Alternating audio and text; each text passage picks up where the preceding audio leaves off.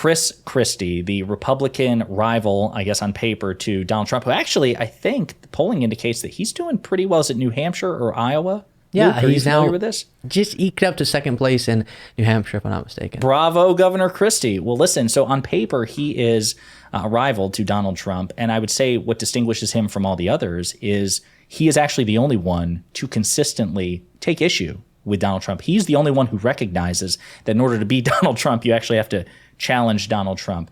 Now, of course, it's not looking good for him because much of the Republican base is a cult of personality. But he still has inroads with Fox News. And so he was on Fox News recently and had a conversation with Bill Hemmer and Dana Perino.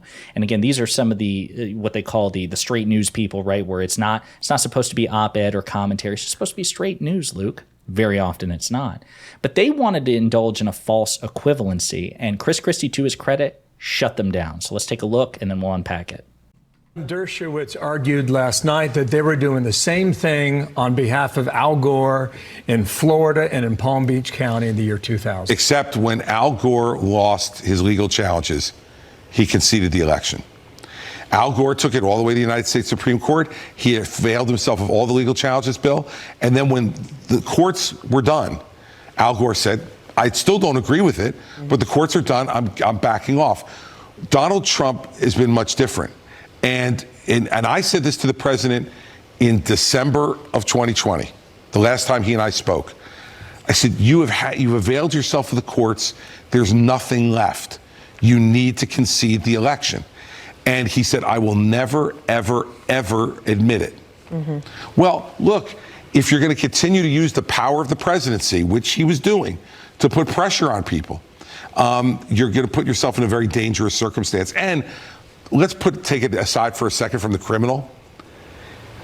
We can't normalize this conduct. I mean, this has never happened before in this country, ever, where you had a candidate for president of the United States conduct himself in this way, to disrespect the election process in this way, to refuse to accept the verdict of the voters. 100%. And that talking point is so dishonest, which I shouldn't be surprised by dishonesty at this point in time in politics, but it really baffles me because what you're comparing it to Al Gore.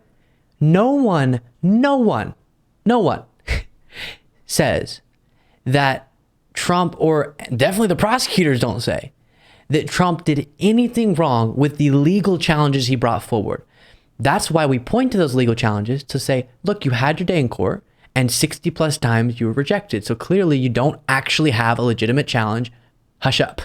And if he had done that, gone through legal means, as Fonnie Willis said, we have a legal process you can go through, and that's not what is at issue here, and then continued to make false claims, Trump could have done that. It would have been annoying, but he could have done it. It's the potentially unlawful acts beyond that, the fraudulent slate of electors, the pressuring of officials to do things that would violate their oath, the attempt to disenfranchise voters. That is what is at issue. So to bring up things that are completely unrelated to the legal issues Trump is caught up in proves to me that you have no argument in defense of him that's actually legitimate. Yeah. So number one, I mean, there's so much to unpack here. Number one, the person, make sure that you catch the name at the very beginning of the clip because it's very abrupt, is Alan Dershowitz, who used to be a highly respected legal scholar who has just completely shielded himself for the GOP and Trump, will indulge and defend any ridiculous position that Donald Trump or the MAGA movement takes. Number one, so sad. Number two, I think actually Al Gore is probably flattered because it's the first time that he's been mentioned in a political context outside his climate activism. He actually remembered, like, oh yeah, I was vice president at one point. I ran for the presidency. So close to being president, yeah. Yeah, like he'd completely forgotten about it. But no, you're 100% correct. Like, it is profoundly dishonest to indulge in the false equivalence that what Al Gore did in 2000, and then more often we hear what Hillary Clinton did in 2016 is in any way comparable to what Donald Trump did in 2020. They are orders of magnitude apart. And I love that Chris Christie could have done a really sneaky thing. He could have said, you know what? Actually, Alan Dershowitz has a point. I don't like what Trump did. What Trump did was really bad. I'm running against the guy. But you know what? The Democrats did too. And we really, both sides, but he didn't. Everyone's horrible and I'm the best. Right. No, he didn't do that. Right. He didn't do that. And here's the thing. He does. Even Chris Christie, as much as I like him compared to the other Republican candidates, right? Even he occasionally will still indulge in false equivalences, like on Ivanka and Jared and Hunter Biden. He puts them on the same even playing field. He'll criticize them, but he'll say they're all bad, even though they're not equally bad. Jared and Ivanka should be held to a higher standard.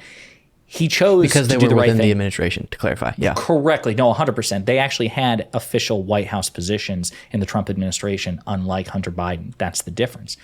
But what he did here when pushing back on Hemmer and Perino is he actually did that. He distinguished, right? He's like, no. Listen, Al Gore was fine to legally challenge. And number two, Al Gore didn't lie.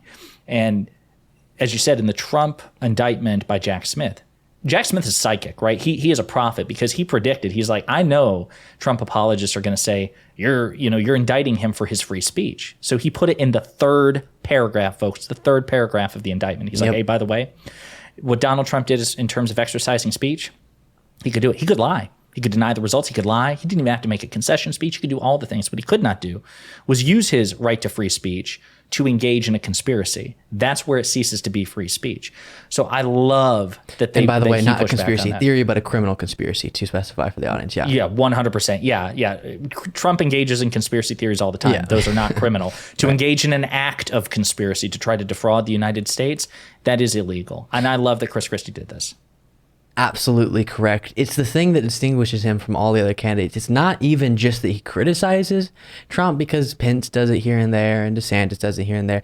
It's that he does it to the magnitude that you would do it if you understood accurately what Trump is, what he stands for, and the dishonesty he spews. And I want to remind people that the false narratives being pushed in defense of Donald Trump and the story of Trump being this big victim and all the prosecutors are horrible and they're wronging him, they're taking your country away from you, it is causing real world damage. And we saw a Utah Trump supporter who was threatening all of Trump's political enemies based on these exact stories that he's been fed, and then ended up having an arrest warrant served by the FBI and a confrontation ensued and he got shot to death. And then recently a Texas woman threatened Judge Chutkin, and she's been arrested. And people follow this rhetoric to a scary degree.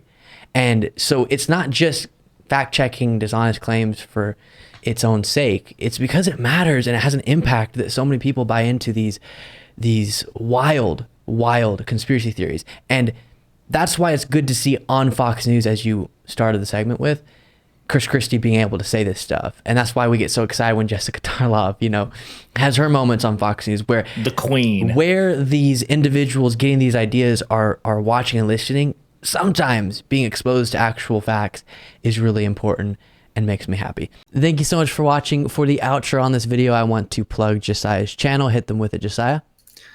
Hey, everybody. I appreciate you watching. You can find me at youtube.com/@ponderingpolitics. One word, pondering politics. If you like progressive commentary that focuses on coalition building with other elements of the left and calling the Republican Party out for what it's become, I hope you'll view my channel. Give me a like and subscribe and some feedback. Again, youtube.com/@ponderingpolitics. Thanks again.